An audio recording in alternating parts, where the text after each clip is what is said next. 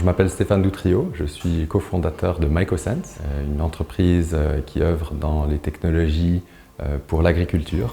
Alors j'ai fondé l'entreprise avec un partenaire il y a 1 an et demi environ. J'ai eu l'occasion il y a quelques années de faire des rencontres dans le domaine de l'agriculture des champignons et je me suis intéressé à ce domaine parce que j'ai découvert que c'est une industrie qui est en forte croissance, donc il y a énormément de croissance au niveau de la demande pour des champignons frais, mais un grand manque d'équipements modernes et d'outils qui permettraient d'améliorer les rendements et d'optimiser la production. Notre premier produit s'appelle MycoScan et c'est un scanner industriel qui va parcourir les lits de champignons. Donc on appelle lits de champignons les grandes surfaces qui font 30 mètres de long par environ 1,50 m de large. Et grâce à des capteurs 3D, RGB et infrarouge, reconstituer l'image des champignons en croissance, ce qui nous permet d'analyser la croissance et de fournir des données utiles aux producteurs. Le champignon, on doit récolter chaque champignon individuellement selon quand il est prêt. Dans le cycle de croissance de 20 jours, il y a 4 jours où il double de volume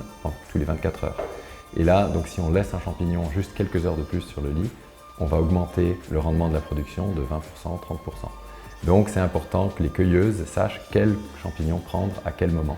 Rien qu'en Suisse, on produit 9000 tonnes de champignons de Paris par an. Et la Suisse est un tout petit producteur. Et si on inclut les pays européens, le Canada et les États-Unis, on parle de plus d'1 million de tonnes par an.